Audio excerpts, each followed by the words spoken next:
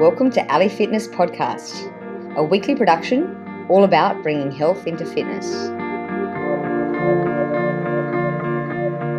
Hey, welcome to the show. I'd like to introduce our guest today, Stefano Passarello. He's a very well known, not only in Hong Kong, but also in Asia itself, as being an outstanding athlete. Although most people assume Stefano is a full-time athlete, to have had the success he's had in running and most recently also in triathlons, he's in fact much more than just I shouldn't say just, but he's much more than that. Stefano is a husband, a father of two, as well as being a managing partner of a large accounting firm. And, did I mention that he also helps several startup companies? Look, I mean, we've only got 30 minutes, so I'll leave it at that, but he's much more than an amazing athlete. So Stefano is probably the most passionate person actually I've ever met when it comes to exercise, nutrition and sustainability. And that's why I wanted to get him on the show to ask him, how do you do it? So firstly, welcome, Stefano. Thank you, Ali. It's a pleasure being here. And actually, it's mutual when you say that we are passionate about things, because actually only passionate people can trigger passion out of other people. Actually, the fundament of interacting with people like you. So thank you for being here. No, it's funny. Before I met you, actually, I thought I was quite passionate about those areas. But after meeting you, I just feel like you've taken it to another level. Firstly, how do you do it all? Is it special strategies and techniques that you use daily, or is it just the pure passion and motivation, or maybe it's both? I try to rationalize this a few times, thinking about time management and things like this. I came to the conclusion that time management doesn't work as much as discipline doesn't work. Discipline works in the first 30 days of anyone trying to do something. You know the concept of flow, let it go, let it do, is actually a very, very primal concept. Basically, you kind of zone in what you're doing and you do it. You know that you need to do it. You start doing and you keep doing it. So I know that in the morning I need to wake up and work out. If I don't do, I feel bad. I know that as soon as I come back, I need to have a little breakfast and take care of the kids. That's what I like to do. That's what I need to do. Otherwise, I'll feel bad. Then I need to go to work because I have responsibilities. But I don't actually rationalize why I have responsibilities, because this is what I do every day. So I go to work and I work every day, and so on and so forth. So basically, while many people would rationalize on how you manage your time, clearly you need a little bit of time management. I mean, you have an agenda, you have a PA, somebody that supports you in figuring things out. But my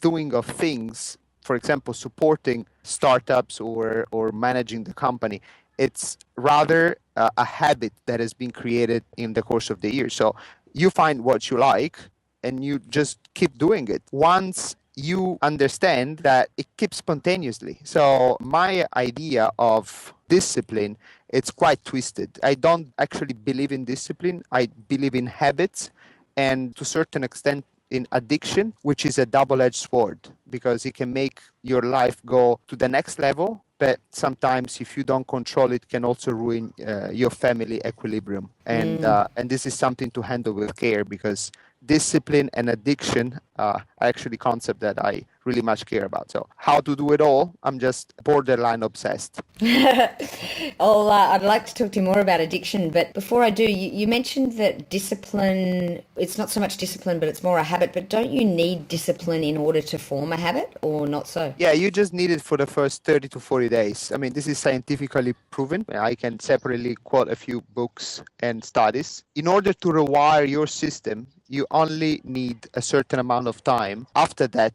it will come naturally. So I challenge anyone listening to do a repetitive activity on a single day basis, such as running, that you know very much I care about running. You do it for 30 days, okay? Just do a little bit, 2-3 kilometers if you are a completely amateur. Then you will feel at the 31st day that you do need to do that. So that's why sport is growing. I mean, it's not just lifestyle. It's not just selfing, or not just joining a marathon for the fact that you look cool in front of your friends. Any runner experience what we call runner high or runner addiction.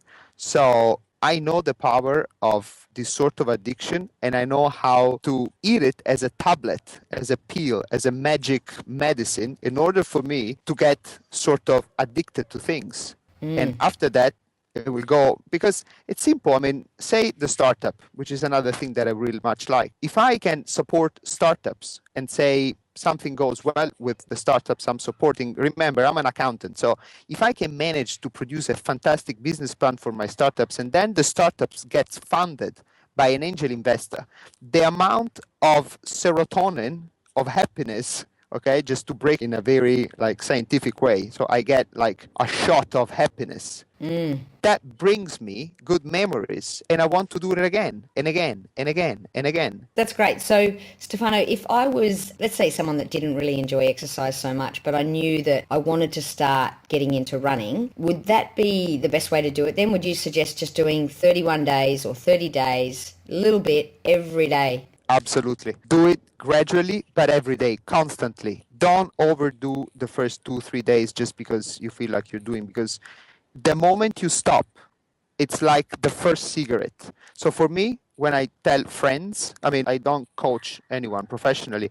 I just talk to friends and I like to share my view. So for example, people trying to stop smoking, you know, they stop for 1, 2, 3, 4, 5 days, then they have the first cigarette and then they will start smoking again. If you want to catch a habit, if you want to start running, if you really enjoy doing sport, it's exactly the same thing. Exactly the same. You need to do it every day, constantly. If you stop one day, it's very likely that the day after you won't do it as well. So even 1 kilometer, even 2 kilometer, even like 30 seconds, you need to get out and get warm and walk. Even doesn't matter, but you need to do it every day. I like it. That's the secret. Okay, great. And another really interesting comment that you made about addiction, it obviously drives you a lot. Is there any point in your life where you feel that addiction has actually almost been detrimental to you in any way? Yes, this morning. True. It's unfortunately it's true. It was this morning. It was a few other mornings ago. I mean, the moment I cannot really train, I feel negative feelings in me. Again, I need to go back to scientific evidence. I was once on cortisone. I think many people have been on cortisone. Cortisone is a very powerful anti-inflammatory drug. Plus, it acts with your system in a pretty brutal way. Running or doing sports has a lot of stuff going on. One of the things is cortisol, all right, that comes out when you do exercise, right? So say you got cortisone for 30 days and you drop your cortisone immediately and your cortisol level goes down, you will feel like crap. You will feel terrible. You are extremely upset for no reason. Sometimes you're aggressive and that's bad. Or you feel simply low, very low. So in order to reinstate the state of normality, unfortunately, you need to work out. Of course, it doesn't apply to everyone, or this applies to people that do it at a very high level. So applies to pros or almost pro. I'm not a pro runner, but almost. In terms of volume, definitely I am. But clearly, I mean, that's the point. So addiction might be detrimental, and it's something that you need to control. And there is an antidote to this kind of effect, and it would be meditation, mindfulness. This is something I'm trying to pick. I'm not really mastering it yet. I've been fantasizing about doing this as a countermeasure to the side effects of this addiction, and I really hope this is one of my to-dos for the couple of years to come. Yeah. So one of my hopes for you then is that you get addicted to meditation. Hopefully so. This is what I'm trying to get, but sometimes people's mind cannot stop talking. Well, that's why you need to keep practicing, right? True. So, Stefano, you just mentioned that you're not really a professional, and I guess you're not a professional because you are an amazing entrepreneur and you spend time doing a lot of other things. But in terms of your success, I would tend to argue that you are a professional in that, did you not just was it the Standard Charter Hong Kong Marathon, you got 2 hours and 31 minutes or something? Yeah, correct. So that would mean that you beat the pros. Yeah, it would beat a few pros. Yes, I mean, for me, the definition of is quite stressful, because if I would be named a professional, there would be clearly a lot of expectation, plus a very different lifestyle. If you are a pro, you need to live as a pro, and I don't want to eat as a pro. I mean, I don't want to carry on my life as a pro. It's really complicated to be a professional in anything you do, that means that you are shutting doors to many other things. I mean, if you are a pro and you have a little sponsor, like, I mean, I'm sponsored athlete actually, but if I would be a pro sponsored athlete, I wouldn't have that flexibility to plan my race calendar, for example. So I will really lose that kind of initial purpose of flow. I mean, I'm an athlete that acts on feelings. I want to feel good. I don't want to feel that somebody is giving me guidelines to do what I do. I love sport to the point that I want to be in control of what I'm doing. So you would feel that it becomes more of a chore then, if that was Absolutely. the case? That's the thing. That's the thing. Okay, so you mentioned that you plan your races. Do you do that alone or do you have a coach? I have mentors more than coach. I am uncoachable, as my triathlon coach or mentor has said, because I can barely respect the training plan, because I try to listen to my body as much as I can. I use wearables to support my choices in terms of training, but I do listen to my body very much. I mean, for me, going out in the morning, remember, it must be pleasurable. If I'm out, it's because I want to enjoy. Sport is, it's not a constriction. I mean, nobody's pushing me to do that. It's, remember what I was saying, it's something that I do personally and innerly need in order to feel well, in order to be productive. I have two mentors, one running mentor, Roberto, one coaching mentor, that is Olivier. They keep giving me guidelines. They are really good people. Most importantly, they are friends. That helps, so they can actually stand behind me when I have drawbacks, because clearly it's not always fun, especially when you are not producing or performing at the top of your ability. So when you started working with Roberto and Olivier, did you try a more structured plan? And give me an example of how that didn't really work for you. Well, structured plans work in terms of performance. Don't get me wrong. Actually, they work pretty well. The point is, I don't enjoy it. So give me an example of a day or a session where you had to do something and what happened? Yeah. Basically, I mean, I can tell you a very... in triathlon, I'm quite new. I didn't even qualify for Kona yet, but it's in my bucket list for the year.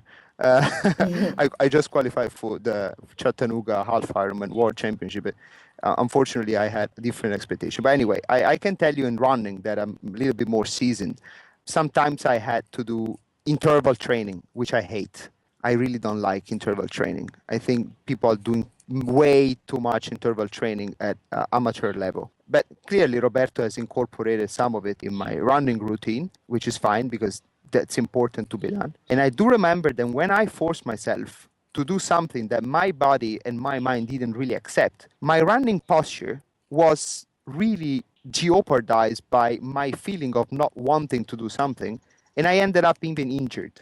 So it's not that performance-wise, if I follow the plan, definitely my VO2 max will increase and I will perform in terms of time much better. But if I fail to listen to my body versus following a plan standalone, that would be a big trouble for me. But don't you think it's possible to follow a plan from a coach and also listen to your body? Yes, it is. It is, but it's when you increase, when you get to higher end level of performance and you have periodization of training, it's really hard to listen to your body standalone. You need to incorporate as well. You need to follow as much as you can. That's why we go back to the pro athlete. Sometimes pro athletes are stuck to follow this kind of plans.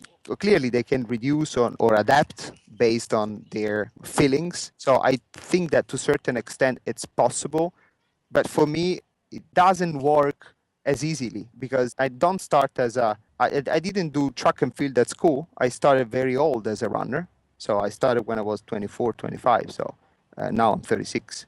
So it's probably as a runner, I don't have that kind of mind to follow plans. Do you just go by feeling as to how you should train? Or you mentioned that you use wearables. What wearables do you use? What other apps or different things do you use to try and measure how you should perform today or what sort of exercise levels you should do on a particular day? My must-have is morning readiness on HRV, heart rate variability. Really gives you a nice proxy of how you feel. It's actually morning feeling is a pretty important test to understand if you're fatigued. And if you are fatigued, you need to cut down a little bit the intensity of your training or the duration. Okay, so are you talking about elite HRV? Yeah, Okay, we've, indeed. we've got a good podcast coming out soon with the owner of Elite HRV, and he talks all about the readiness of your body, and that'll be a good one for you to. Cool. After that, my Garmin is always on me, and I track it on either Training Peaks or Strava. It's actually a lot of fun when you have a very good workout and you can see it on Strava. It's cool. Great. So do you just sit down at like the start of a week and plan your week, or in terms of exercise, or how do you do it? Well, it depends. There are structured period and less structured period. And right now I have a less structured period because I just finished a race. But basically I would, like, if I'm preparing for a race, I will have 3 to 4 months where I have base period, so basic period. Then I have a build period where I do build what I need to build, like in terms of strengthening what I'm weaker at and picking up on the intensity, I would say, intensity and endurance of the training. Then I have a peak period where I try to replicate as much as I can my race performance. So working out at that intensity. And how long would that go for, the peak period? That would be approximately 3 weeks, I would say, 2 to 3 weeks, no more than that. It's really draining for me, at least. I don't know why. Everybody's different. For me, it's more of I enjoy doing high volumes with little intensity. That's what I like to do. At the start of the year then, do you plan your races for the year? Yeah, I will plan, I would say, 3 to 4 A races, which are my target races. And then I will plan some other recreational races that are my B races. And the A races cannot be that many because you need to work hard on it. And then I use it as an anchor races. So all my training are focused on these specific races. So let's say that a typical race training will last 3 to 4 months. The first period is, I would say, a preparation period, just last 1 to 2 weeks. I will do more maybe strengthening and the gym and stuff like this. Then after that, there will be base period where I work more on volume, which is the part that I love the most because I enjoy training at a high volume. And then I would go to a period that is more, I would say, of building my, actually it's called build period. So I do build my fitness in that period. I try to increase, beside the volume, increase also my intensity. All right. So it will be volume and intensity will be pretty much at the peak. Then I will go to another period that is a peak period. I mean, it's a period that I try to replicate as much as I can the intensity of the race, not as much volume in this period, but more about intensity. And then, then I will start tapering. Just to recap then, so you, for 1 to 2 weeks, you do a prep phase that would entail a bit of gym work as well. Yeah. Then correct. your base high volume, how long would that last for? It will last for 4 to 6 weeks, I would say. It depends how much time I have in terms of like from one race to the other race. Of course, yeah. And then your building period, where you're increasing the volume and intensity, how long would that one last? That would be 2 to 3 weeks. 2 to 3, okay. And then your period, your peak period, the bit where you cut down on volume and you increase intensity, the one that you don't like so much. Yeah, there will be a couple of weeks. Okay. Fortunately. And then I start my reserve tapering, which will bring me to a big sinusitis or any other sort of flu disease that I will have during the tapering period. That's interesting you say that. So how long does the tapering period go for generally? Usually it's 1 week. And the first 2 days I feel miserable. And I really hope that on Monday I start feeling miserable again, because at least if I get sick immediately, then I have a week to recover. When I start getting sick on Wednesday, that's trouble. That's funny. Why do you think you get sick? Well, I don't want to put it in scientific term. Otherwise I become boring. Let me put it in a holistic term. I do believe that my body says, okay, my mind says, this dude doesn't need to train anymore. Let me get rest. Let me transmit to the whole body that he can finally rest. All right. So my immune system is not as strong as before. My immune system is allowed to get weaker. So I get sick. It's sort of like when you work really, really hard and then you go on holidays and you get sick. Exactly the same concept. Because actually, I mean, it's your mind is giving authorization to your immune system to lower. Sure. Simple. Sure. And so your tapering week, what would that look like? It will look like I wake up extremely grumpy and I try to get myself on the indoor bike just to get sweaty. And then after that, I will do 3-4 kilometer run. And then that's it. The day after, maybe I will do again a little bit of bike, and then I will go for a little swim. Nothing. I will try to spin maybe on the bike to try to keep fresh and relax. I know you're not lying when you say you're grumpy, because I've seen you in a tapering week, and I tried to stay away. Interesting. How do you recover and rest after a race? Well, after the race, it depends. If the race went very well, first thing I will do is I get a big cold beer.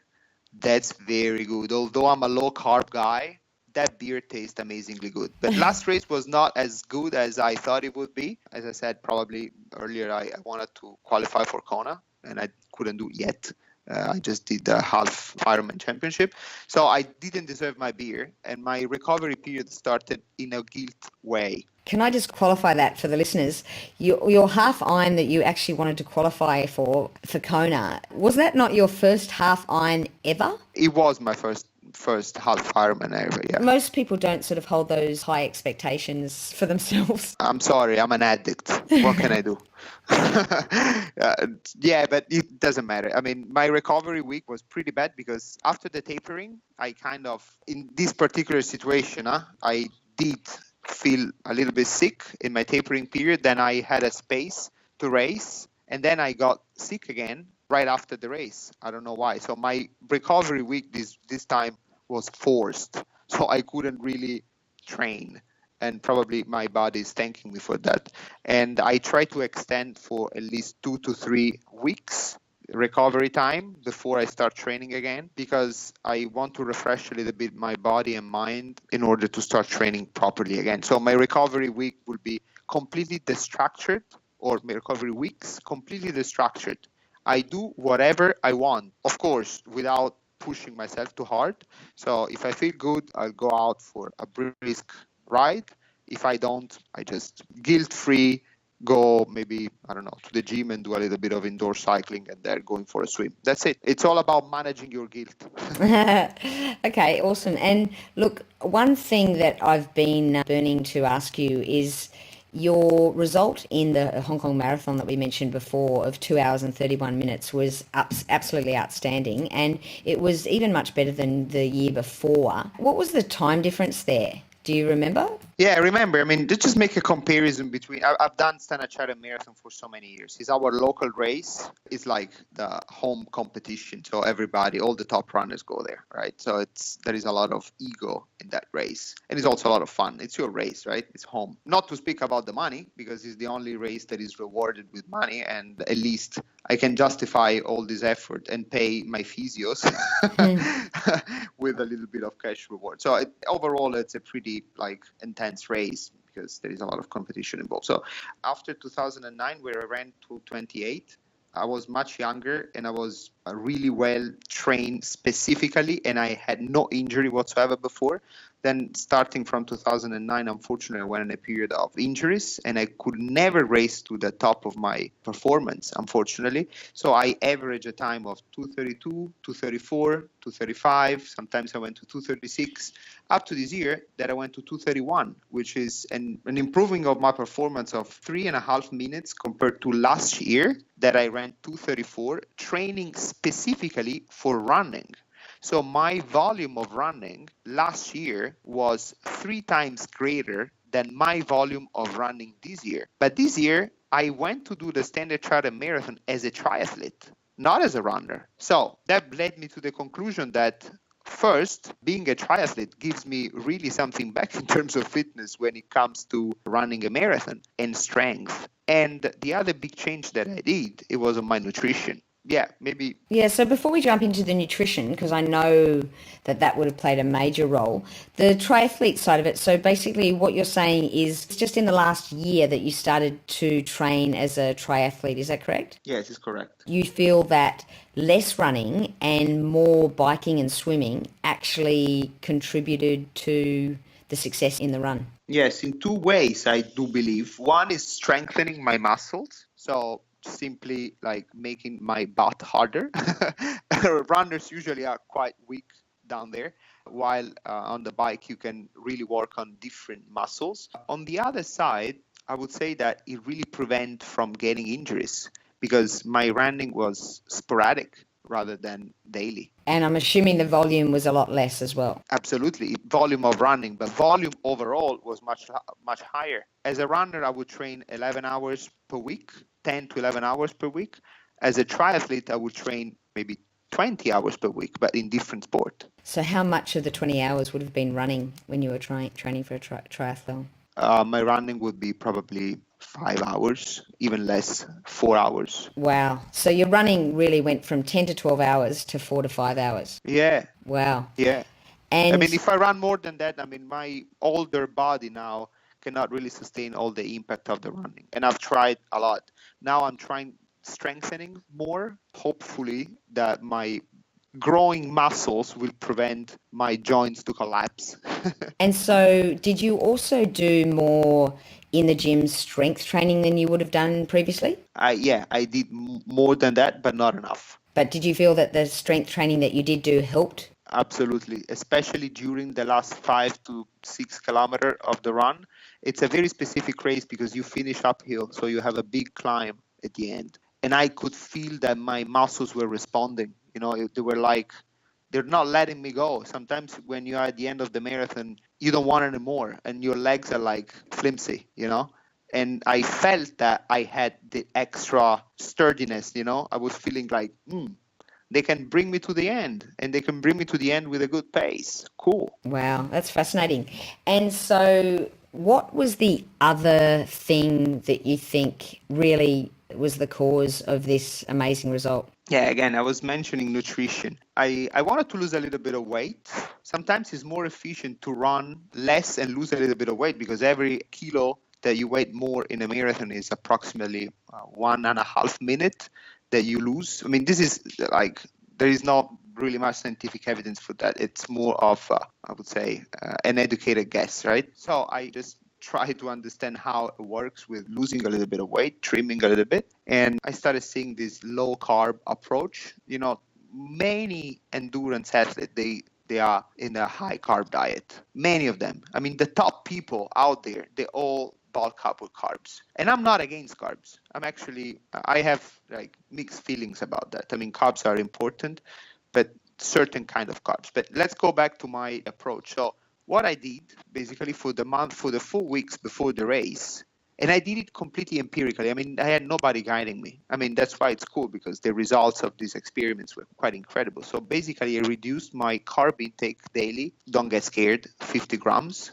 It's like 1.5 apple. I won't get scared. Keeping training like crazy. The first week I was unbearable. The second week I was a little bit less unbearable. I was still grumpy, but not too bad. Third week I started feeling good. My intake of calories went more to fat, not much animal fat, more like vegetable fat or nuts, seeds, a lot of nuts. I'm crazy about nuts. I'm nuts about nuts. And I like sunflower seeds or cashews, all this kind of stuff, avocado. Was going hard on it. I mean, I'm not vegetarian, but if I have a choice, I would go for the like plant-based source. Protein intake approximately 25 to 30%.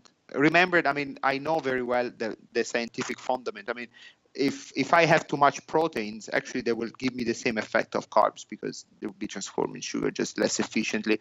But that doesn't matter on this. I mean, I was trying to stay as much as possible on a low, I would say, like low carb. So very much low glycemic index. And I was actually teaching my body to burn fat efficiently.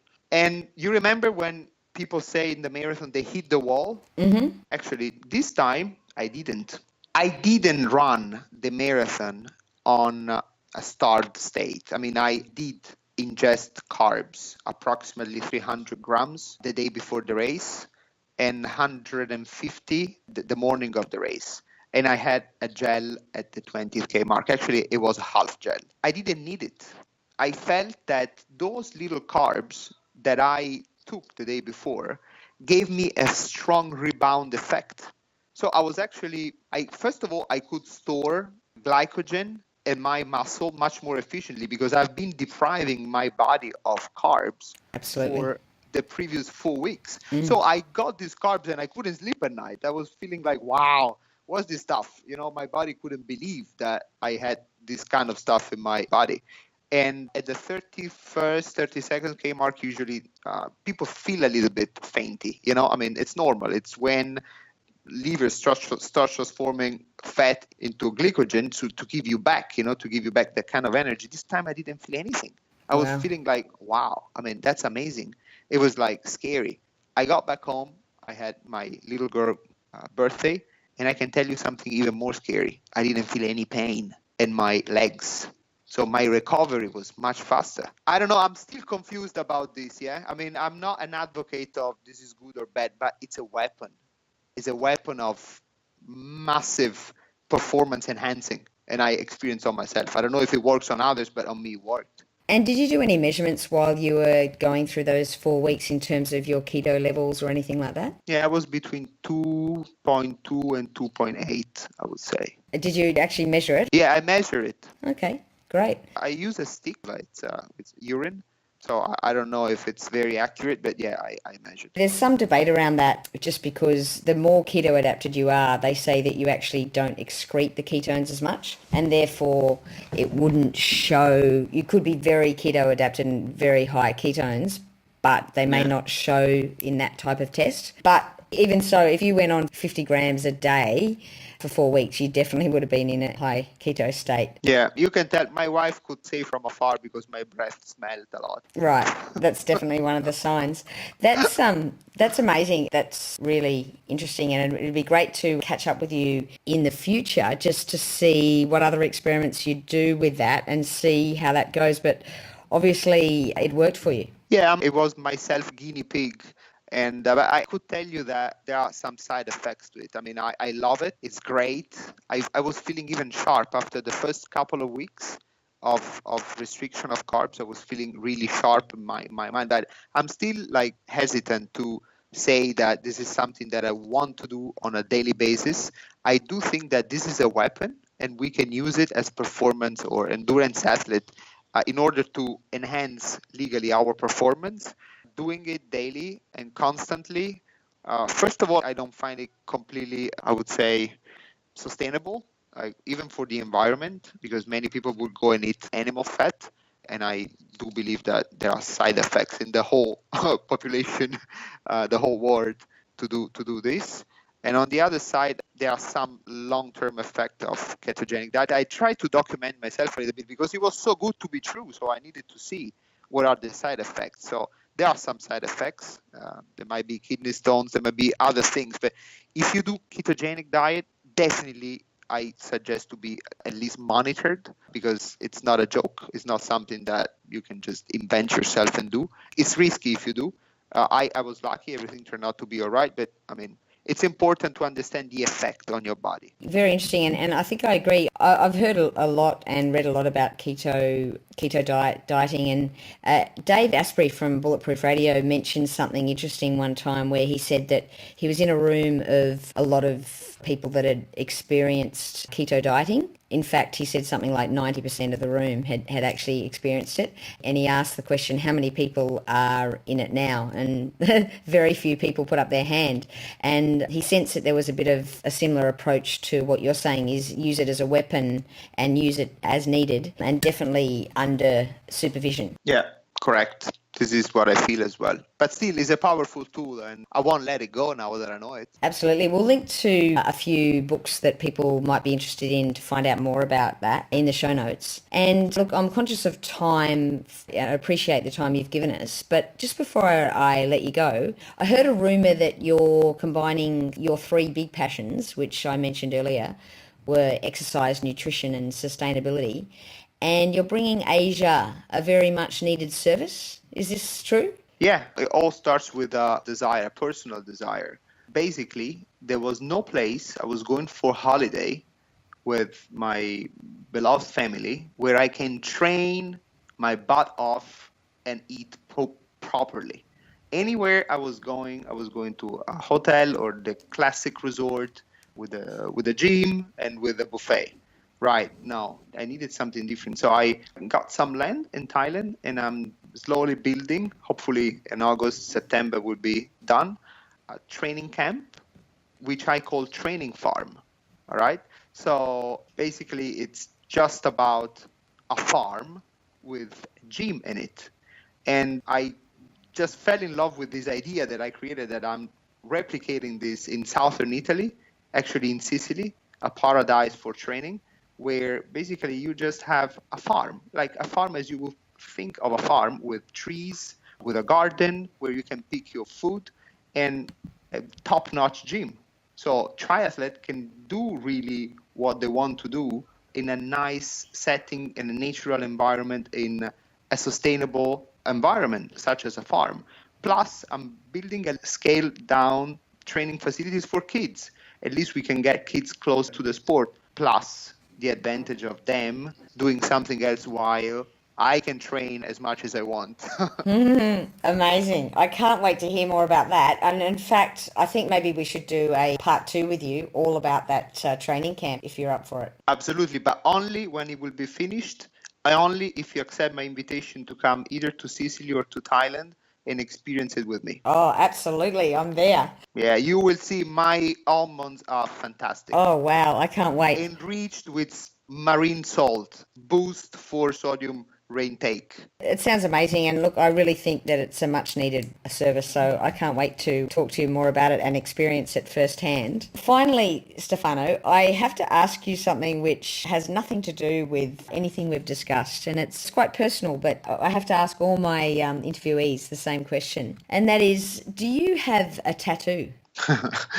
I don't have a tattoo. I've been wondering of getting a tattoo for so long, and I've been swinging between yes and no. My mother will get extremely upset. She's an older Southern woman, so if I come back with a tattoo, probably she will. She's also a doctor, so she would be able to remove it with cutting it. But the only tattoo I would put on myself, I will try to hide it somewhere, and I'm actually secretly planning to do that in the bottom of my heart, is the Capuala logo, which is the camp that I'm training, that I'm building, which combine sport, nutrition, and sustainability. And it's a circle, which is the circle that is the logo that I always thought of as the coming back of things. So it's the circle that replicates the trunk of a tree, which is basically training, which is living, which is combining experience and letting it grow. So if I don't upset my mom too much, I would say that one day you will see me with a hidden tattoo with a Capuala logo on it. So where are you going to hide it? I'm thinking about my Achilles tendon. At least I also remind myself that it was once destroyed and now healed. But I don't know. Let's see. Very good. Well, you must take a photo when you do it. Yeah, let's see. We'll see how long it lasts before your mum gets rid of it. Yeah, worst case that she will give me an Achilles tendon surgery, which is much needed too. That's great. Look, thank you very much for your time, and can't wait to find out more about Capuala. Anytime. Thank you. Excellent. Thanks. Bye-bye. For all the resources and show notes from today's episode, please go to www.ali.fitness. If you liked today's episode, please show your appreciation by going to iTunes, give us a 5-star review and subscribe.